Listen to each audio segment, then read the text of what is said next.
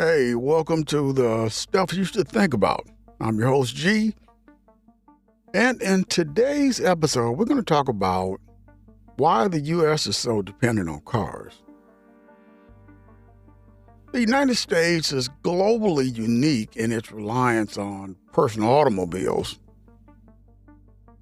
While other developed nations, they prioritize rail and dense urban planning, the U.S. has built its infrastructure and economy around the private vehicle.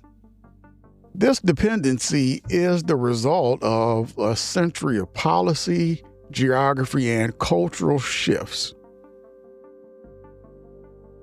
Post-World War II, urban sprawl and zoning laws. Following World War II, the U.S. government promoted suburban living through policies like the GI Bill and low-interest mortgages. There was something called single-family zoning, and this is where many U.S. cities adopted strict zoning laws that separated residential areas from commercial and industrial districts. This Euclidean zoning makes it impossible to survive without a car, as grocery stores, offices, and schools are located miles away from residential homes. Another one was low-density development. Because land was abundant, suburbs were built with low density, making traditional public transit like buses or subways economically inefficient to operate. The Federal Aid Highway Act of 1956. Perhaps the most significant turning point in the U.S. car dependency was the creation of the interstate highway system. You had a massive investment. Federal government spent billions of dollars connecting the country via high-speed, limited access highways. Then you had urban bifurcation.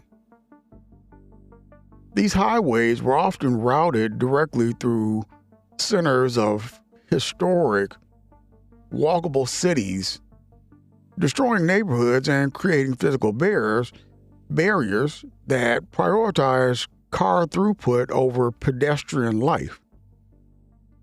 This infrastructure solidified the car as the primary mode of long-distance and intercity travel. The collapse of public infrastructure. In the early 20th century, many American cities had robust streetcar and light rail systems. The General Motors streetcar conspiracy. In the mid-1900s, companies including GM, Firestone, and Standard Oil bought up local electric streetcar lines and replaced them with bus systems, which were then eventually dismantled in favor of private car travel. Funding disparity. In the U.S., highway maintenance is heavily funded by gasoline taxes and federal subsidies. Conversely, many public transit systems struggle with inconsistent funding and reliance on fare box revenue, leading to service death spirals, where poor service leads to fewer riders, which leads to more budget cuts. Cultural identity and the American dream. The automobile is deeply woven into the fabric of American culture, the symbol of autonomy. For over a century, cars were marketed as the ultimate symbol of individual freedom, middle-class success, and the open road. Social status. In many parts of the U.S., car ownership is considered a rite of the passage for teenagers and a basic requirement for holding a job. Moving to a city without a car is often viewed even by those who don't drive, as a radical lifestyle choice rather than a standard way of living. Economic pressures and car-first design.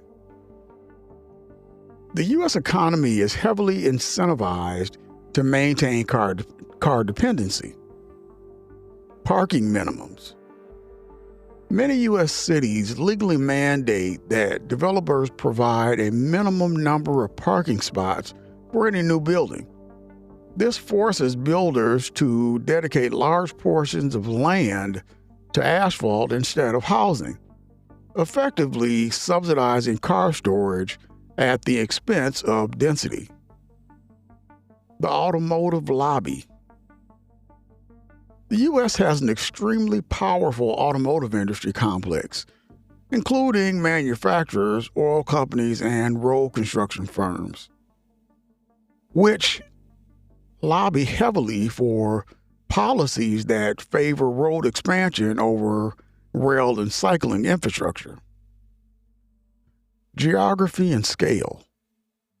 While common in smaller European countries, public transit is more difficult to implement across the vast, geographically dispersed landscape of the U.S.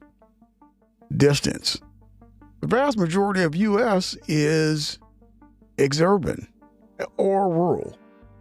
Even in many cities, the geographical sprawl created by decades of car-centric planning makes walking or cycling to work physically impractical due to the massive distances involved. The bottom line is car dependency in the U.S. isn't just a preference, it's a built-in feature of the landscape. For the average American, living without a car requires living in a very small number of dense, expensive urban centers. Outside of those pockets, the infrastructure simply doesn't exist to support a car-free life.